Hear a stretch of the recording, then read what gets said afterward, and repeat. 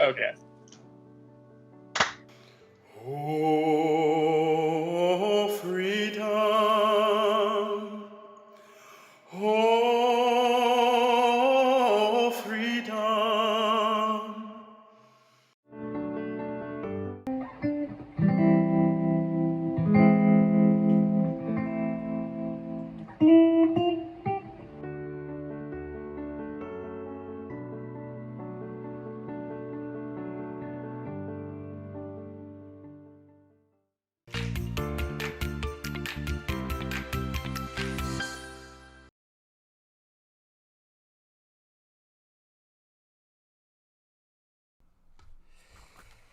It is day 95.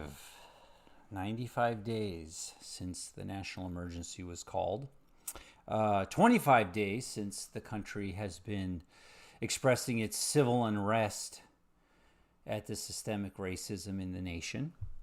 And we are here in New York City anyway, 3 days away from moving on to phase 2 of opening the city.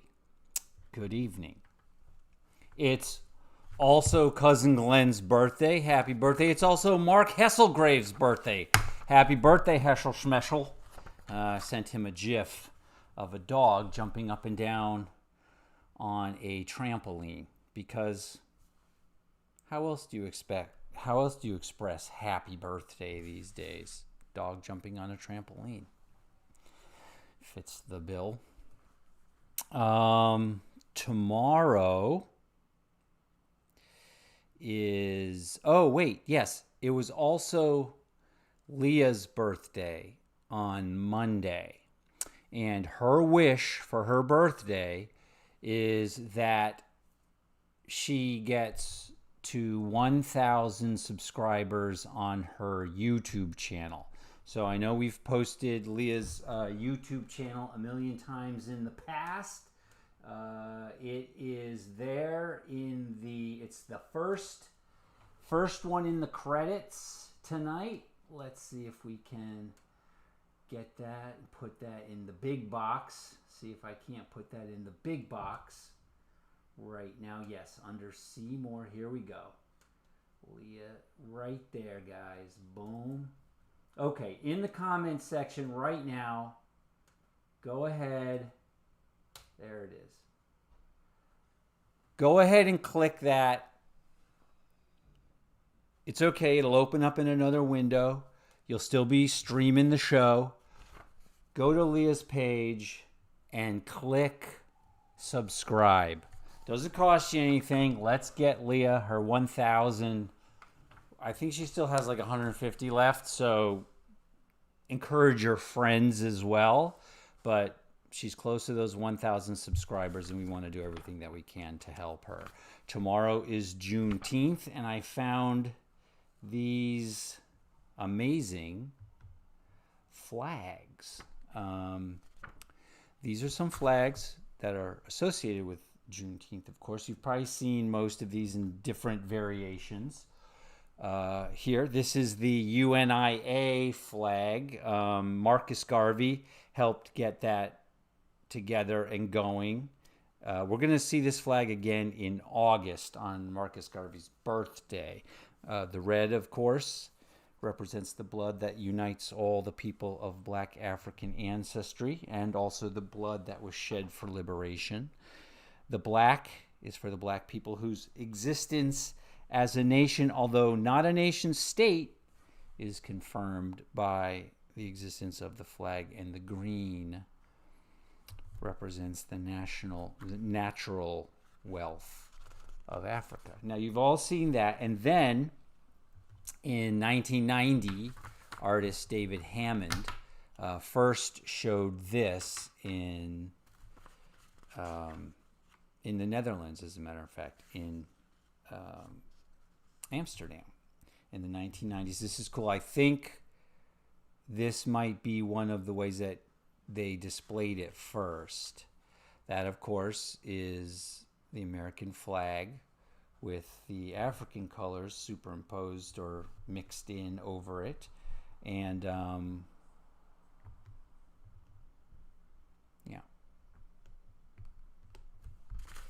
And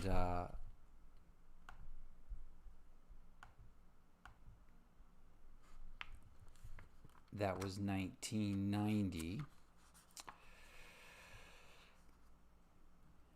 And now, these days,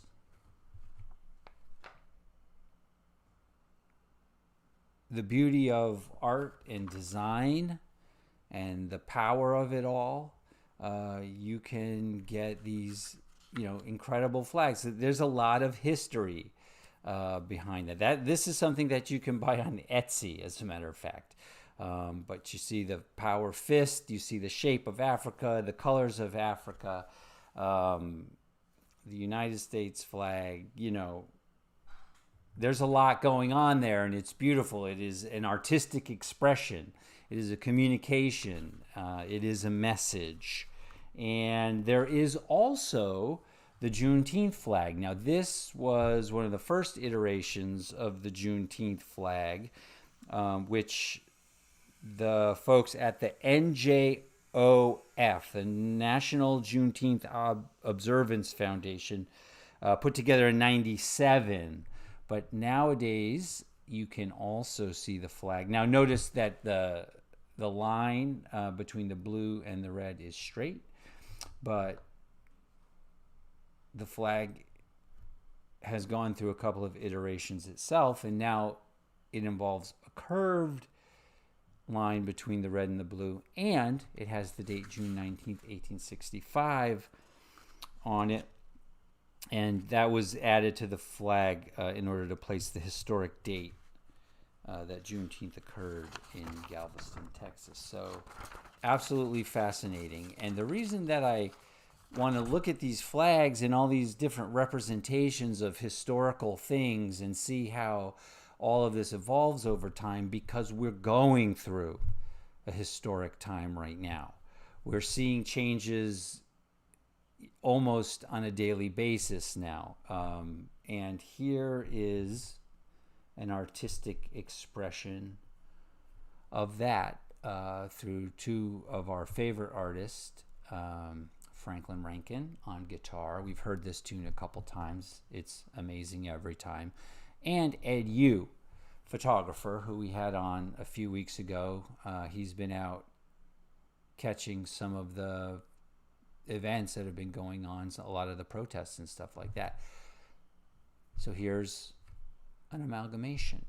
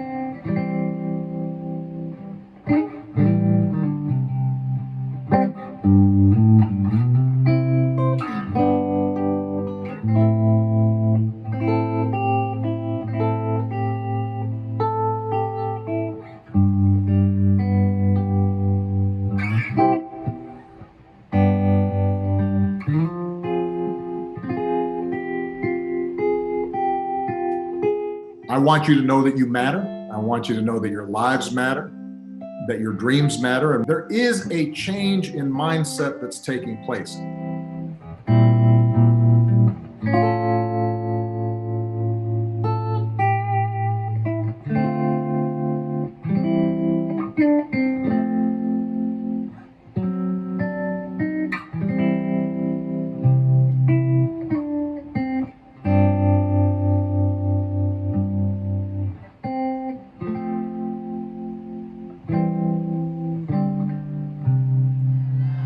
You are not alone.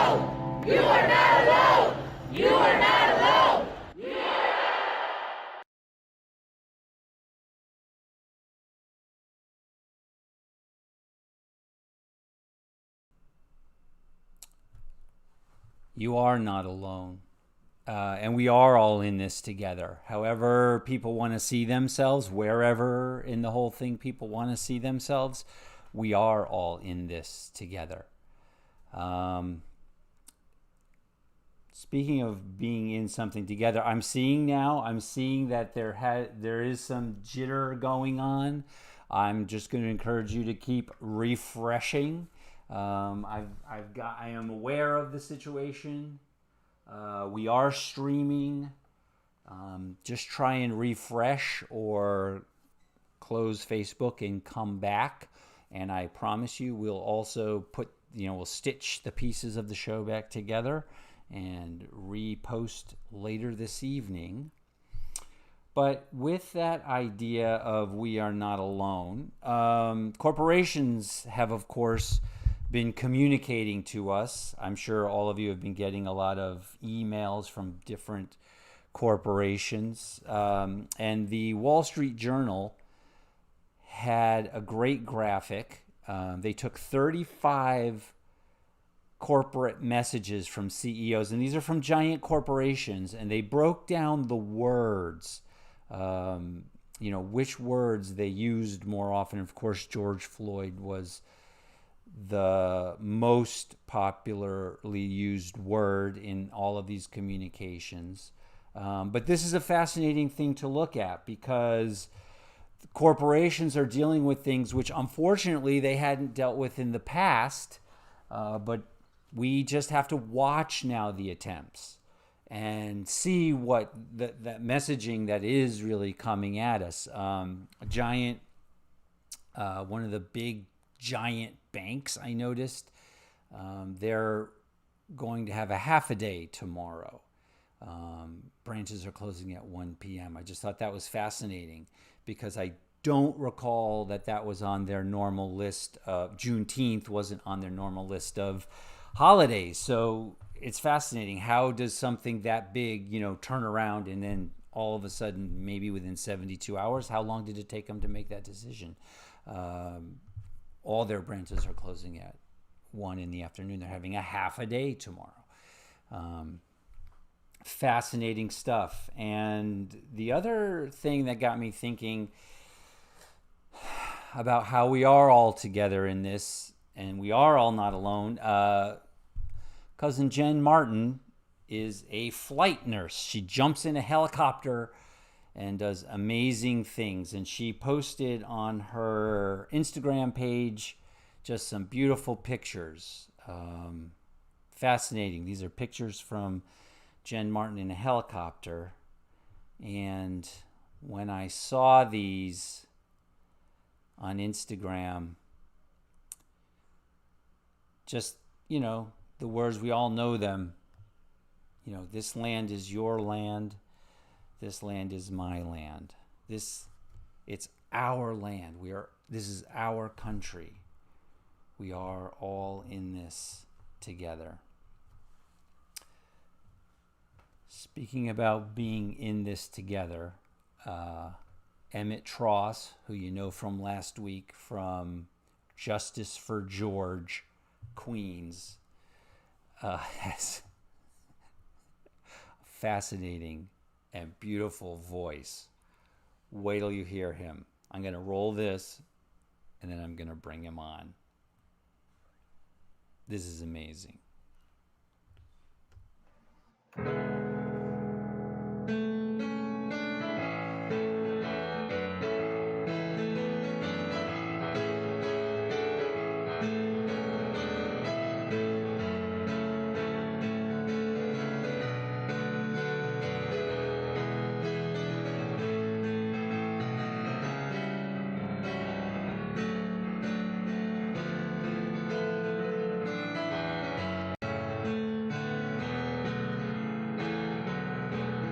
Oh, and the saints go marching in.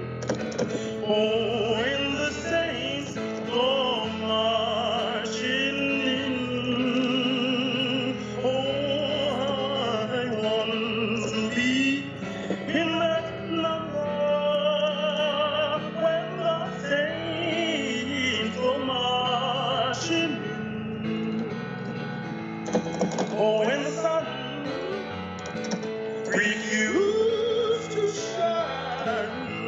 Oh, when the sun refused to shine.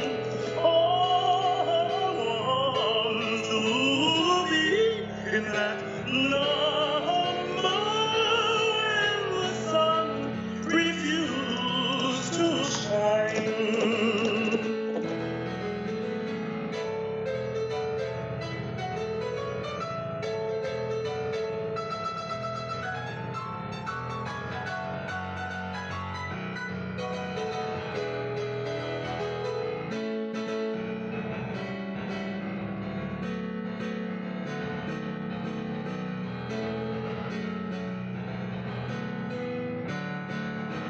Oh, when the ground hit Lord of all.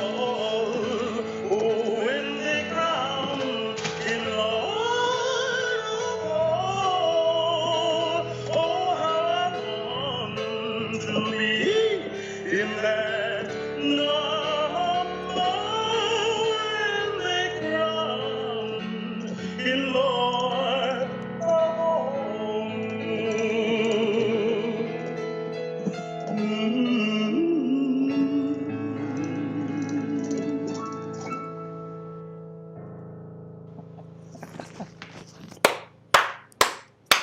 Oh my god. Oh my god. Does that not make the hair on the back of your neck just stand up on end? Emmett is amazing. And I will tell you this, while we were recording that, I've just never laughed so much with anybody. Someone who has a beautiful voice and an even more beautiful laugh. Here he is, ladies and gentlemen. Let us see if I can do this in up. There he is. Hello, Emmett. Hello, Scott. How are you? I'm good. How are you? I'm doing well. Thank you so much for having me again. I greatly appreciate this. Please, this is just so awesome. And it was great. I had a lot of fun when we made the recording the other day. Oh my gosh, Yeah. It definitely was a time to remember. And so, I went off to my little edit bay, but you gathered up all your things and then you went out into the field. So tell us a little bit about what happened right after we recorded. So after we recorded Wednesday, we kind of gathered our Justice for George Queens coalition once again and assembled down by Astoria Park, where we were having two reference point marches. The first reference point was for Black trans lives, and to just make a note that these are women who are going murdered and in some cases never even identified or in another sense misgendered. So it's making it extremely hard for these women to be identified and their families to claim their bodies and thus, but we shouldn't even have to have that conversation. Shouldn't even have gotten to that point. We should have a real conversation about not just equality, but equity. And I think that's really important. So then we kind of marched onward to Astoria Boulevard and 31st Street, where we have Columbus Square. Right. And there's a giant statue of Columbus, Christopher Columbus, who is clearly, as we all know, was not the man we were taught in second, third, and fourth, and so on throughout our high school careers. So we really kind of rallied around there, and it was for our Indigenous brothers and sisters to really kind of say, you know what? This land that we are all on is actually stolen. And it has been stolen for quite some time, and it's about time that we recognize that. And so we did just that with some Indigenous speakers who were phenomenal and very emphatic about their culture and bringing it to us and to the public so that we can get a better understanding, so that we can fight for justice, not just in equality, but in equity as well. Right. Wow. Fascinating. And there are some beautiful clips on the Justice for George Instagram site. I'm going to grab a couple of those clips and show them next week. I may not have put the Justice for George link in tonight's episode, but I can go back later and I'll put that in so people can go to the Instagram and see some of that. And so then this next song that we recorded, what's a little backstory on that? Why did you pick this song that we're about to hear? It's so amazingly powerful. So there's a couple reasons actually. So my dad's from New Orleans. My family's from New Orleans, and When the Saints Go Marching is a song that I kind of grew up with, as most of us kind of did. Mm-hmm. But it holds especially true for me because the New Orleans Saints. So you know, athlete reference.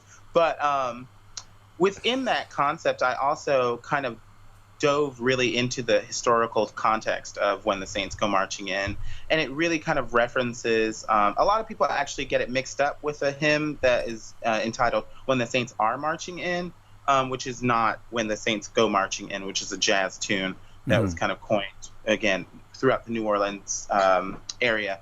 But that specific piece talks about kind of the end times and kind of being in the army of God. And so I kind of wanted to repurpose it because whenever our forefathers and ancestors have come before us to create this genre called spirituals, they were kind of stripped of their native tongue. They were stripped of their native garb and thus their native music. And so they had to kind of adopt and adapt to the genre that they were, you know, kind of being forced to force-fed.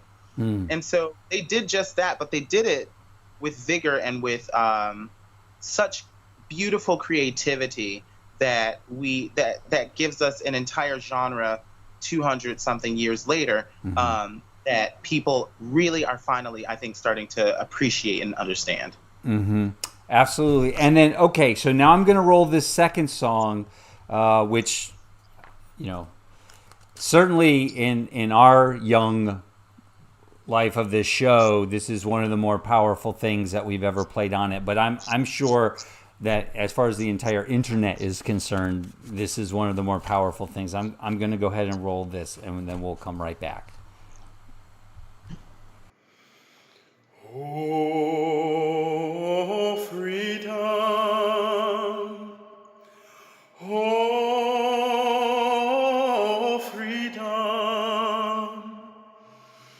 Oh, freedom over me. And before I'll be a slave, I'll be buried in my grave and go home to my Lord and be free. No more mourning, no more mourning, no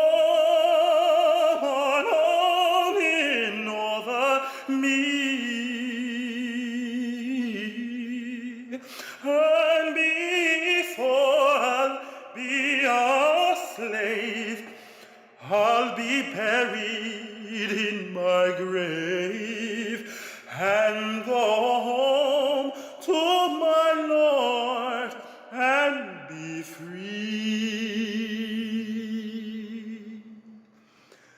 They'll be singing.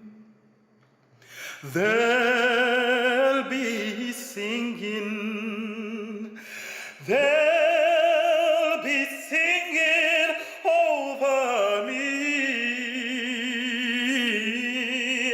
And before I'll be a slave, I'll be buried in my grave and go home to my Lord and be free.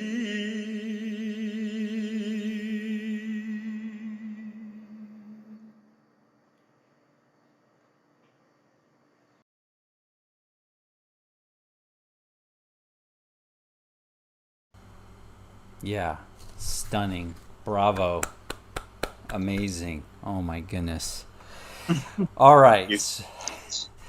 So, why did you choose that song? So there's a couple reasons, just with the last one. The first time I think I really heard that song, and it touched my heart, was by Shirley Verrett, who is a very famous opera singer, Black female opera singer.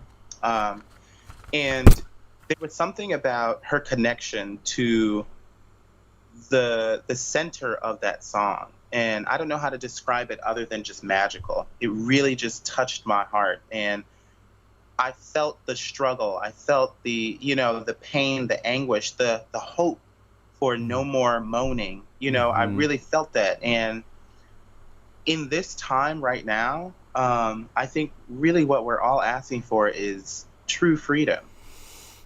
And I don't think we've ever been granted that. And I think the reason we're in the mess we're in right now is simply because people thought that after 1964 and, the Civil Rights Bill had been, signed into law, that racism was over. Right. And unfortunately, it is a systemic issue. Unlike what our current administration is trying to push, it is a systemic issue, and it does need to be uprooted. And thus, I will continue to fight for my freedom, because before I'll ever be a slave, I will be buried in my grave and go home to my Lord and be free. But I will be free in America first. Amen. And Amen. One last question just to follow up on all of that. Do you see this idea of peaceful protest, of people gathering for a specific reason, as something that will be ongoing, long term? I can say this. I definitely think that will be something that will be ongoing and absolutely long term. Because here's the thing.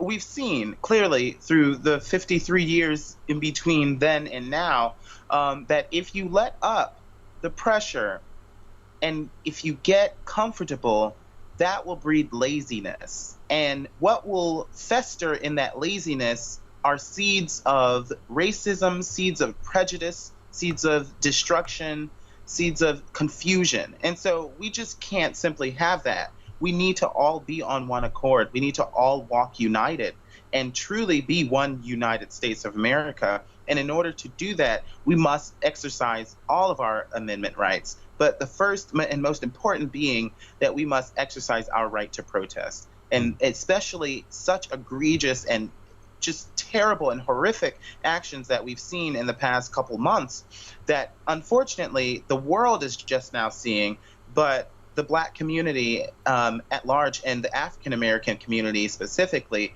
has seen and has had to have such a consciousness for quite some time now. And so that being said, what is next? Oh, yes. Thank you, Scott. So next we have a march to the polls. And please, I encourage everyone who's watching and who will watch to please go to our Instagram page and follow Justice for George Queens. That's Justice for George Queens. And that's where we post all of our information about our upcoming rallies and events, because we are marginalized people and we are all spread out everywhere. And so we want to make sure that we hit every single sector and are able to create a true rainbow coalition and a true America that reflects what we all say we believe. Beautiful. And so when will that be? So that's June 23rd. Okay. June 23rd, yeah, a march to the polls. So please go to our Instagram page. We're still putting together all of that information. But please go to our Instagram page and follow us, and we will definitely let you know when and where and all of that information. Fantastic. Thank you very much for spending another, few minutes with us here. Of course, I love it. Anytime, anytime. This work is so important. You're doing an amazing job getting all of this out to people and giving them something, to kind of ease their souls and rest their minds during this tumultuous time. Oh, thank you. We will see you again soon. Definitely. Thank you, Scott. All right. Be safe, Emmett. Talk to you soon. Bye. Bye-bye.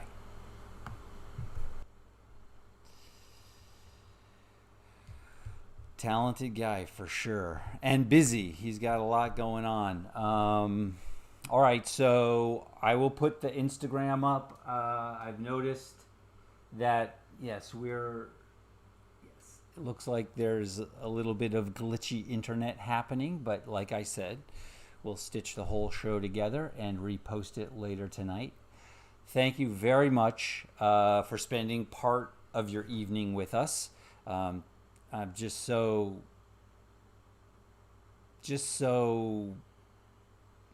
proud of the people who are, on this show and who are watching this show. Thank you to Ed and to Frank and to Emmett, for just spending that time and sharing their talent. Have a great weekend. Be safe. New York City is about to move into phase 2. We're going to talk more about that on Tuesday. But we know 3 things that work to help keep the numbers down. We flattened the curve in New York City, and there's no reason why we need to let up on that. It's not a time to get sloppy. We need to wear our masks. We need to wash our hands, and we got to keep that social distancing going on. All right? Be safe. We'll see you on Tuesday. Hunker, hug, Haven. Have a great weekend.